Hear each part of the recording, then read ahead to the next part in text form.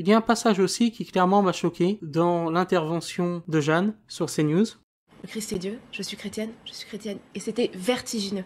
C'est vertigineux parce que quand on comprend qu'on est aimé par un Dieu qui est infiniment aimable, qui nous aime tellement, qui s'est incarné et qui a donné sa vie pour nous sauver de nos propres turpitudes, c'est son monde qui se redessine. On comprend tout. C'est plus un père fouettard qu'on connaît pas, qui nous donne les bonbons ou les fessées. C'est Dieu qui nous aime et qui nous sauve. Donc j'ai pleuré toutes les larmes de mon corps. Donc elle sous-entend que le Dieu de l'islam serait un père fouettard. Je vais, Madame Jeanne, vous citer quelques versets du Coran, et vous allez me dire si cela vous fait penser à un père fouettard. À ceux qui croient et font de bonnes œuvres, le tout miséricordieux accordera son amour. Et quand mes serviteurs t'interrogent sur moi, alors je suis tout proche. Je réponds à l'appel de celui qui me prie quand il me prie, qu'il réponde à mon appel et qu'il croie en moi, afin qu'il soit bien guidé.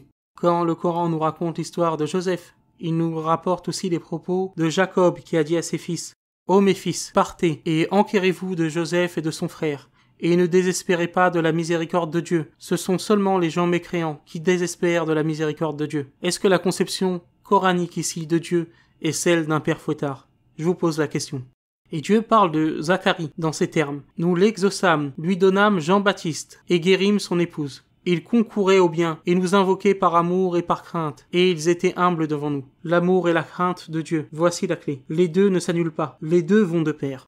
Est-ce que, Madame Jeanne, lorsque vous lisez ce hadith du prophète Mohammed, que la paix et la bénédiction de Dieu soient sur lui, est-ce que vous voyez le Dieu de l'islam comme étant un père fouettard? Le prophète, que la paix et la bénédiction de Dieu soient sur lui, a relaté que Dieu a dit « Le serviteur ne peut se rapprocher de moi par quelque chose qui me soit plus aimé que ce que j'ai rendu obligatoire sur lui. Et le serviteur ne cesse de se rapprocher de moi par les actions facultatives, jusqu'à ce que je l'aime. Alors, lorsque je l'aime, je deviens son ouïe par laquelle il entend, sa vue par laquelle il voit, sa main par laquelle il attrape. S'il me demande quelque chose, je lui accorderai. Et s'il me demande ma protection, je la lui donnerai. » Est-ce encore une fois la vision islamique d'un père fouettard?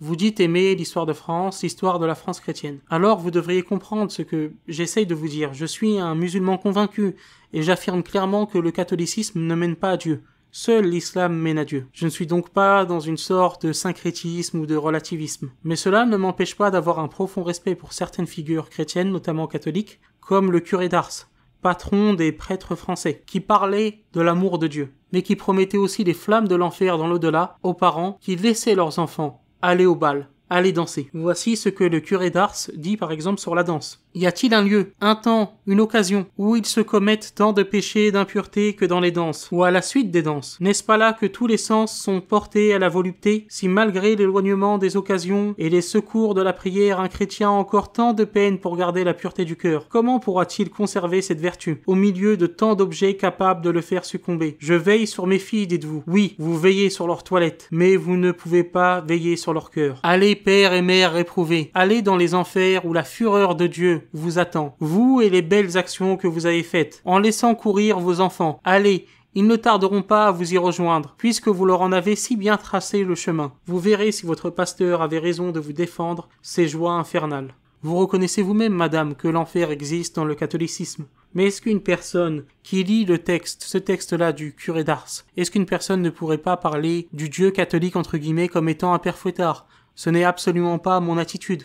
Mais est-ce que ça pourrait pas être l'attitude du français moyen, ou même du catholique moyen, qui lirait par exemple pour la première fois les textes du curé d'Ars? Donc, que reprochez-vous à la vision islamique de Dieu, en parlant de père fouettard? En islam, Dieu nous appelle à son amour et nous met en garde contre l'enfer. Dans le catholicisme, on le voit avec le curé d'Ars, c'est la même chose. Le curé d'Ars parle de l'amour de Dieu, mais il met en garde de manière très forte contre l'enfer. Je vais maintenant anticiper une objection que vont sûrement faire beaucoup de chrétiens, et notamment aussi des catholiques. Ils vont nous dire, oui, dans le Coran, Dieu aime les bienfaisants, mais il n'aime pas tous les hommes, alors que dans le christianisme, dans le catholicisme, Dieu aime tous les hommes.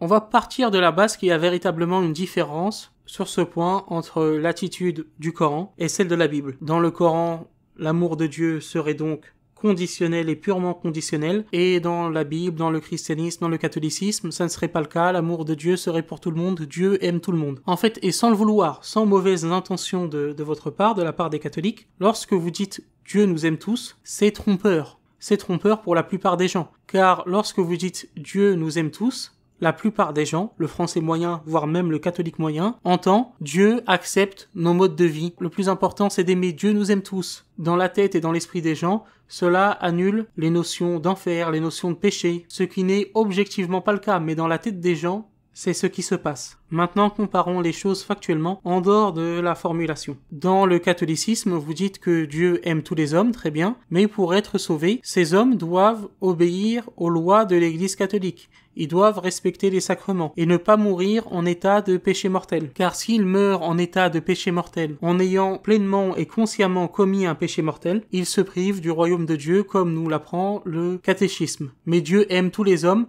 car il veut que tous les hommes viennent à la connaissance de la vérité. Il est prêt à accueillir notre repentir. Mais en fait, dans l'islam, c'est la même chose. La formulation est peut-être différente, mais en islam, Dieu veut notre bien. Il veut notre repentir. Il est prêt à accueillir notre repentir. Il est prêt à accueillir le repentir de ceux qui détestent le plus l'islam aujourd'hui. Si Monsieur Pagès décidait demain de devenir musulman, Dieu lui pardonnerait.